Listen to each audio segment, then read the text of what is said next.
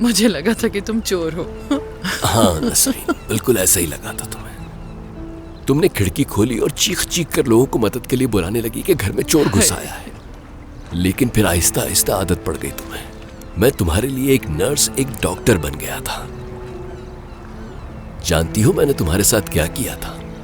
छेड़छाड़ की थी, तुमसे प्यार जताने की कोशिश की थी मैंने।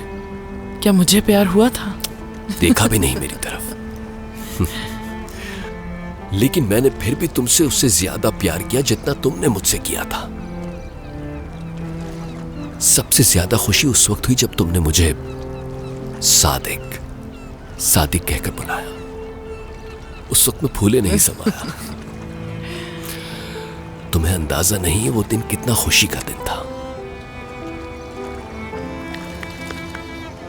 बहुत परेशान किया तुम्हें। हाँ परेशान तो बहुत किया, लेकिन क्या कर सकता था? तुम बीवी थी मेरी, ख्याल रखना था। और तुम्हारे ठीक होते ही तमाम परेशानियां दूर हो गई। सादिक, बच्चों ने भी मेरी वजह से बहुत मुश्किल वक्त गुजारा। हाँ तुम्हारी बीमारी ने बच्चों को परेशान कर दिया था। परेशान जरूर थे, लेकिन उम्मीद भी थी, और हम उसी उम्मीद के सहारे तुम्हें ठीक करने की कोशिश करते रहे। हाँ बुरा वक्त भी आया था, लेकिन हमने साथ मिलकर गुजार ही लिया।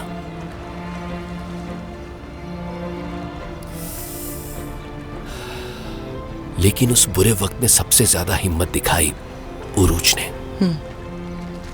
हमारी बेटी, तुम तो जानती हो उसे शायराना तबीयत की है। इस सूरत हाल को भी उसने शायराना अंदाज में लिया और बहुत बहादुरी का मुजाहरा किया। उस पर फख्र तो था, और उसे देखकर दुख भी होता था कि उसने सारी तकलीफें सिर्फ अपने कांधों पर उठा ली थी। बिल्कुल सही कहा। इतनी छोटी उम्र में हमें बच्चों पर जिंदगी और उसकी जिम्मेदारियों का बोझ नहीं डालना चाहिए, वरना वो इस बोझ तले अपनी जिंदगी की खुशियां और मुसरत खो देते हैं। लेकिन हमारी जिद्दी बेटी दरिया, जो हर बात पर जिद करती थी और सख्त मिजाज दिखाती थी, वो भी तुम्हें अंदाजा नहीं है उस सूरत हाल में कैसी हो गई थी।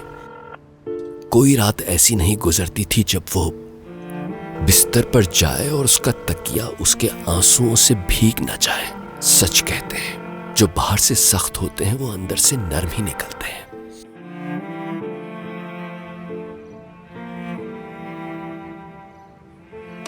और हमारी बेटी तुर्कान, वो भी तुम्हारे साथ साथ खुद बीमार हो गई। छोटी सी उम्र में ब्लड प्रेशर की मरीजा बन गई। डॉक्टर के इलाज के बाद खुशकिस्मती से वो जल्द ही ठीक हो गई।